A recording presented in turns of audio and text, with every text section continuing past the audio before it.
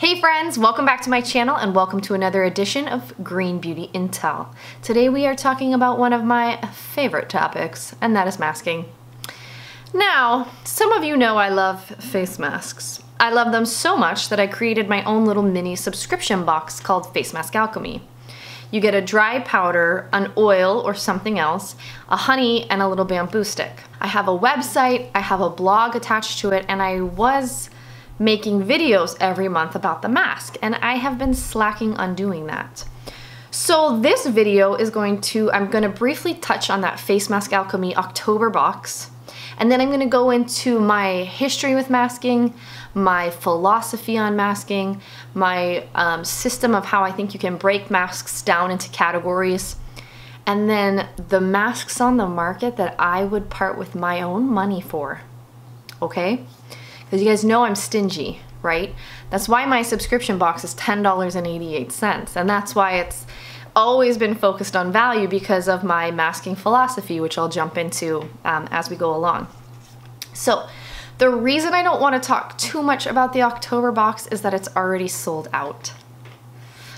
So I've been doing a blog post, and I think people are following the blog and checking out what it is I'm making, and it's just already sold out. So that is amazing. You guys are amazing.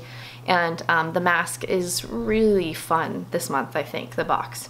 So in October, I was really focused on a chocolate themed box, but I wanted to make it this sort of grown up, elevated chocolate experience. So I mixed the beautiful cacao that I have that I think is just, the reason I love this particular cacao is that it just is so aromatic, and that it mixes so well with water and creates this literally silken veil on your face. That's why I love that cacao.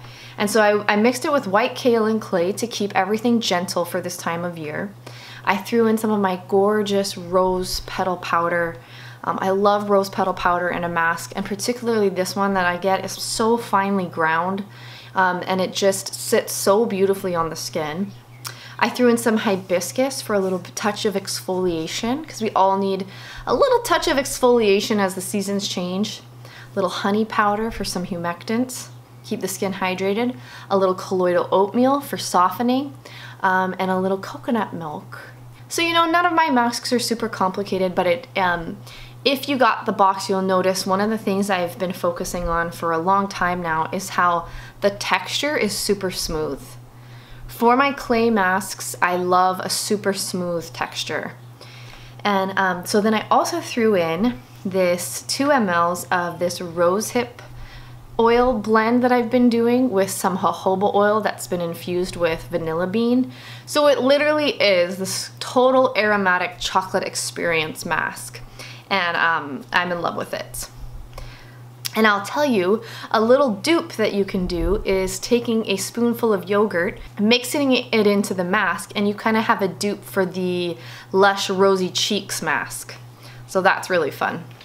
Okay, first let's define what a mask is. A facial mask is a topical treatment intended to be left on for a short amount of time that delivers visible results when removed.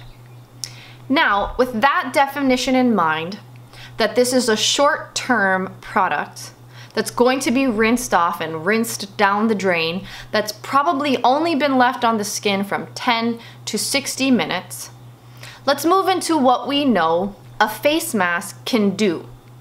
Because when you're leaving something on for a very short amount of time, there's only a limited amount of things that it can do. So what can a face mask do in a short amount of time?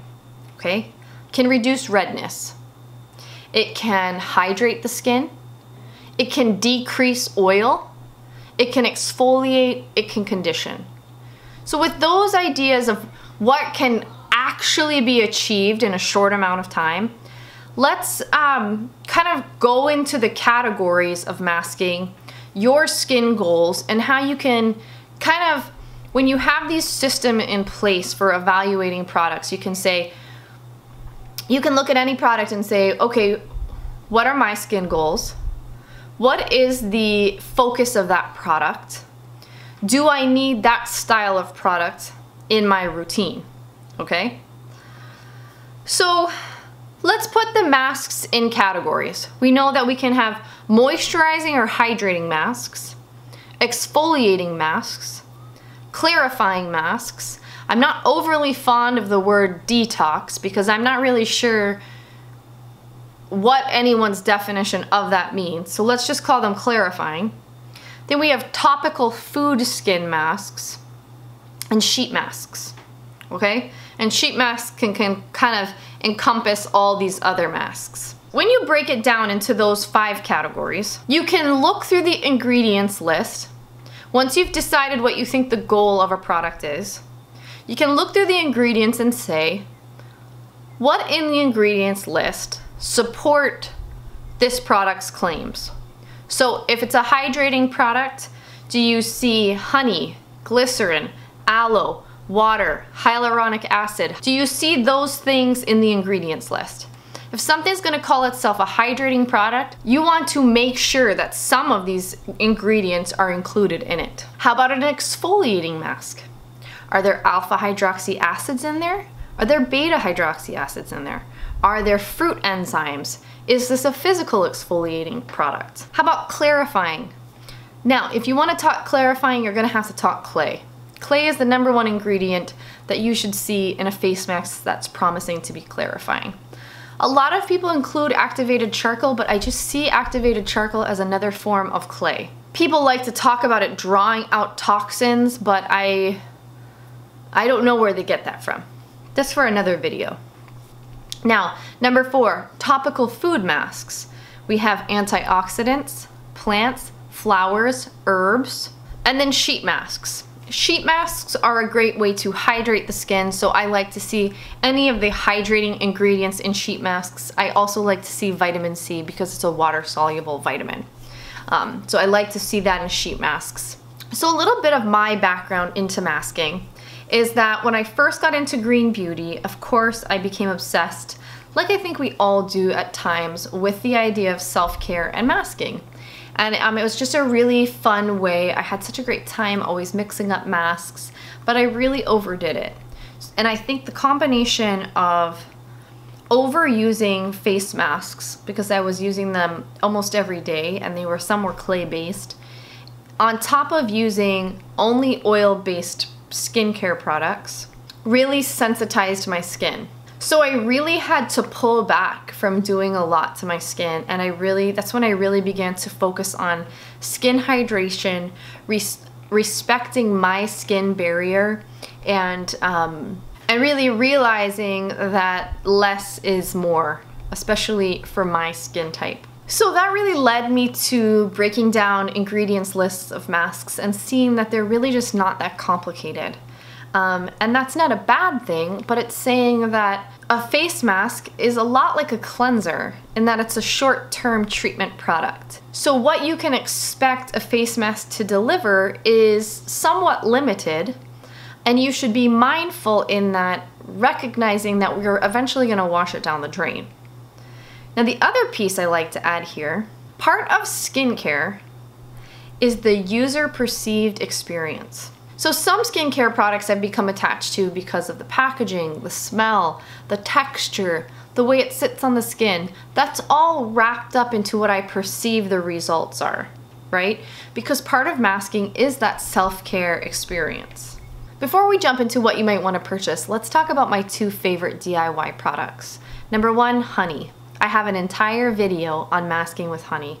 I'll link it below. But if you look around in green beauty, there's a lot of masks that are based in honey and have other things mixed in. One of the huge results you're getting from using those masks is from using honey. So if you're on a budget, or if you're just kind of a simple gal like me, so masking with honey is still gonna give you great results. Might not smell as fancy, it might not feel as fancy, but it's doing great things for your skin. #2, my all-time favorite hydrating mask is yogurt. I love to slap on some thick organic Greek yogurt. I find it to be extremely hydrating. It's not sensitizing to the skin. It's better than any hydrating mask I've found on the market. It's got milk proteins. It's got a little bit of lactic acid. Like you could just use those two things for masking, you know, if you don't have overly complicated skin and you don't need a lot of exfoliation. Now, where I like to supplement those two ingredients is with some exfoliation. I do love clay masks, even though I have dry skin, because I love the mineral content of clay. Especially white kaolin clay, especially pink clay, especially a little splash of glacier clay, a little splash of French green clay. I just feel the minerals really soften the skin, so I really do enjoy clay masks as well. And I really enjoy exfoliating masks because I get skin buildup and congestion in this area. And it's really only exfoliating masks that can take care of that. Let's move into the masks that I would pay money for. First brand, Leilani. I have a whole entire video on her masks as well, but her Melee Glow is a favorite of mine. Her Leilani Mermaid Mask, another favorite of mine, both honey-based, but probably the only straight honey-based masks on the market I would pay money for, because Leah just infuses this amazing love into her products, and you really feel like you're getting a hug when you use them. The other one that I like that she makes is the Kalima Coconut Cleansing Powder as a mask. It's got vitamin C in it, water activated vitamin C. And so when you use it, I just find I get great results from that mask. And I really love it, and I feel like you can use it in a short time and it delivers great results. Okay, brand number 2, the Mahalo brand. Yes, both coming to you from Kauai. She has the Petal Mask. I have a video on that mask, but it is a hydrating exfoliating mask that I feel like for people with acne prone skin responds really well to that mask. There's the bean mask. I just did a video with Danielle on that mask, but I feel like those are both so luxurious and so topically just sensual and beautiful. There's such an experience that those are both really worth the money in my opinion. And the bean I think is still on sale through the Beauty Heroes box, so I'll link that below. Number 3, my favorite sheet mask of all time is the Whamisa Organic Flowers Hydrogel Mask. The mask comes out like a piece of jello, attaches to your skin and sucks up. It's cooling, it's hydrating. You really don't need anything after you take it off but a light coat of moisturizer. It's amazing. It is literally the only sheet mask I'll buy. I just have become very snobby about my sheet masks, and that one delivers results every single time that I am just stuck on that. Now, the next brand I want to talk about is literally making some of the most exciting new green beauty, in my opinion, in this space, and that's Natural Logic. She is the only other brand that I think I would pay money for her masks. Now, if you go to her page, she has six beautiful masks. The first one is a sea nutrient mask. She's got seaweed in there, she's got spirulina, she's got sea kelp, she's got hydrating ingredients. It looks absolutely stunning. She literally has all the bases covered when it comes to masks. She has an alpha beta resurfacing mask that has pumpkin ferment in it. It looks amazing. Raw honey, cane juice. She has her Luna mask that's seasonal, that's made with red wine leaves. I didn't pick it up when it came out this spring, and I literally like kicked myself. I forget what I had bought right before then, but I just didn't have the money to buy it. So I didn't pick it up, and I just kick myself because it's got some amazing reviews. She has a brightening mask that is packed with vitamin C, some natural ingredient vitamin C on top of having, I think it's MAP in there. So it's really beautiful. And then she has a soothing mask called Soul Milk that has colloidal oatmeal in there. So literally when you look through her ingredients list, they're absolutely stunning. And every ingredient supports the purpose of the mask. And so, yeah, I don't know. I want to try every single mask of hers, and I just think they all look absolutely gorgeous. So yeah, what is your favorite mask? What is your masking philosophy? Weigh in the comments below, and thanks for watching. Thank you to everybody that has subscribed to Face Mask Alchemy, and I will see you next week. Bye!